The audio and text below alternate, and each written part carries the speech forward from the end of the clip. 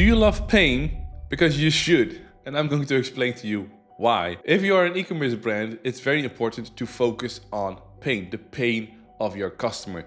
This is going to boost your conversions so dramatically that you're going to be hitting yourself on the head. Why didn't I do this sooner? And I'm going to explain to you today in this video how you can apply this and why it is so powerful. Because no one likes pain, but you shouldn't run away from it. You should actually use it and use it to your own benefit. And trust me, it will also help your customers. So no harm done. You won't be actually hurting them, maybe a bit emotionally, but they will be fine. Now, before I tap into how you can use your customers' pain to boost your conversions in an ethical way, if you wonder who am I, well, I'm Marc Uitterhoeve, and for more than 8 years, I've been helping more than 60 brands grow their revenue and increase their store's size.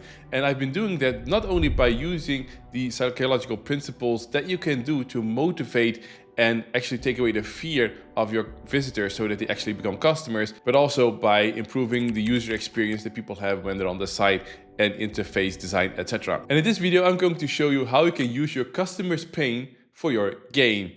And it doesn't sound as bad as I make it sound. It makes me really sound like a bad guy, but it's actually very helpful also for your customers. Now, let's just dive in. So the common mistake. The common mistake is I actually also tell everyone you should talk to your customers. You should ask them what their issues are, what they want, what they need, what their fears are, blah, blah, blah, blah, blah. And that is also very important. But the question usually is, for example, like, what would you like to see different on the site? Why did you buy from us? What would make you buy from us more easily, or what actually almost stopped you from buying? And the answers are usually, the price. If it's lower, then, I would definitely have bought, or it would make it easier for me to buy.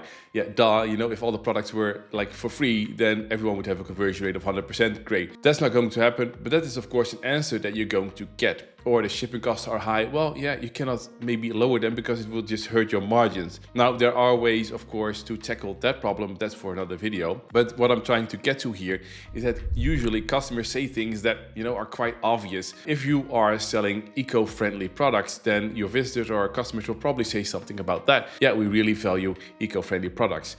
Now, if you take all that feedback basically and all that information and you slap boom, eco-friendly on one of your product pages, then you probably won't see that boost that you actually will want to have. And I'm going to explain to you why. The thing is, if you actually dive deeper into what the issue is that people have and what they want, what you probably will find is not necessarily that they value eco-friendly products, they do, but you will notice that they, for example, have an issue finding really eco-friendly products, because now everybody is slapping that on their product. And so they have still a difficulty in deciding, okay, which one should I choose? Which is more eco-friendly? The thing is here is to dive deeper. What is actually the issue that they have? And what you will uncover is that when people, for example, like eco-friendly products, is that they would have an issue finding those eco-friendly products, and be rest assured that it is actually sustainably sourced and eco-friendly, because nowadays almost every product seems to be eco-friendly or vegan or whatever. And so people feel like, okay,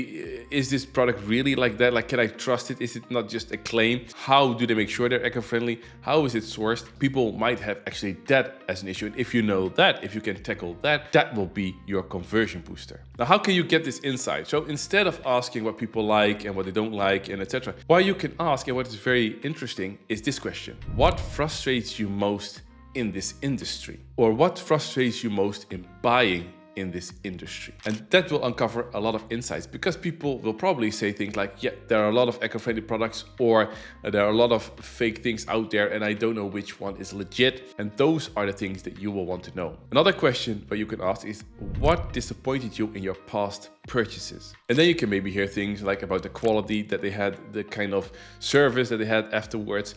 These are all things that you can learn from and say, okay, this is something that we need to do different. Because if you know what makes it difficult for people to buy in that industry and what has disappointed them whenever they bought something, then you'll know this is what I need to do different, and this is what I can communicate differently. Because if people land on your site and you tackle those objections, because people have been disappointed before, or this is what they find difficult, and you actually make that easy and you actually counter those objections, then people are like, this is what I've been waiting for. Not necessarily that eco-friendly label, but that you actually show them, for example, where your products are coming from, that you show an image or a video of where it is sourced from. That is going to help them, because then they have a visual kind of confirmation that is not just some text that you slapped on a page, but that you actually care about what they care about. Now, let me give you also another example, because I've been talking a lot about the eco-friendly stuff. But let's say that if you sell backpacks and you ask them what they like, what they don't like about backpacks, and then you come to a conclusion that they like lightweight backpacks and that they're durable. Now, you can put that on a product page. This backpack is lightweight and durable. Now, which backpack is not lightweight and durable right now? All of them, right? But if you know what their frustrations are, like if you ask them, when you have a backpack, like what really annoys you, or when you're traveling, what comes to mind? We're like, oh, I wish my backpack had this, or I wish it actually could do that, or this is what really annoys me when I travel with a backpack. Now, what you might get as a reply is, okay, I just, I cannot fit my backpack underneath the airplane seat. For example, it's too big, it's too bulky, or I just get annoyed when after 10 minutes of hiking, my back is already getting very sweaty. Now, these are objections that you can then tackle and say, this backpack can easily fit underneath any airplane seat, or this backpack doesn't give you a sweaty back after just 10 minutes. It will keep you dry throughout the day. And these are things that people are like, oh yeah, because that's bothering me about my current backpack. Like, this is something that I've encountered a couple of times that really annoys me, or that the zips are usually a bit wonky after a while. And you can counter that, and why your product actually counters that. Now, also, if you don't think, okay, I might find objections that my product actually doesn't cater to, great. Then you can actually develop or improve your product and create the product that people actually want. And that will also give you a nice boost if you're going to put out a product on the market that people actually want and it solves their problem. So it's actually only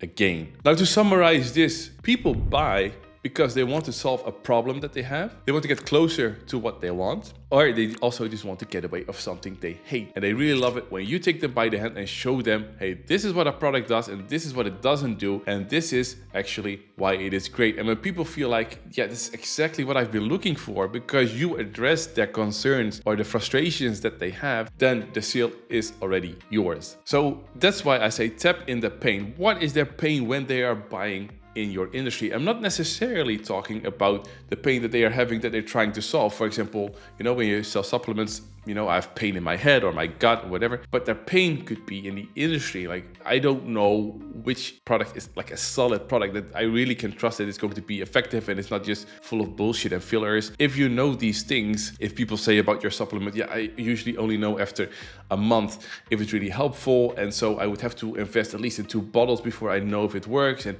that really puts doubt in me, because then I would have already spent money on something that maybe doesn't work. Now, if you're very confident about your product, you can then work, for example, with a money back guarantee that says if you haven't seen any improvement after a month, if you've taken the pills every day, then you can get a refund, and try that out and see if people don't abuse it. And then, because you're tackling those objections, and of course you're also being a bit smart about it, then you can really create that boost that you need. Because when we do our A/B test and we are focusing on the pain of the customer, we really see significant lifts. And it works because if you solve somebody's pain, it's relevant. People feel seen, they feel understood. They're like, they get it. They sell exactly what I am looking for. And that's also why they start to trust you. So if your product copy, your emails, your website is all about what makes your product great, try to flip it around and talk about how it solves the frustrations of your customer. Show them how it solves their pain. Now, if you don't know what the pain is of your customer or how to translate that on your website, then feel free to click the first link in the description and book a free call with me today. We'll look at your store together and I will show you what's blocking your visitors from buying. Now, if you like this video, I would really appreciate it if you give it a thumbs up, and you can also subscribe to the channel to stay up to date. And once you do that, be sure to check out this video where we made one simple change to an overlooked page and increased the annual revenue of one of our clients by more than 200K.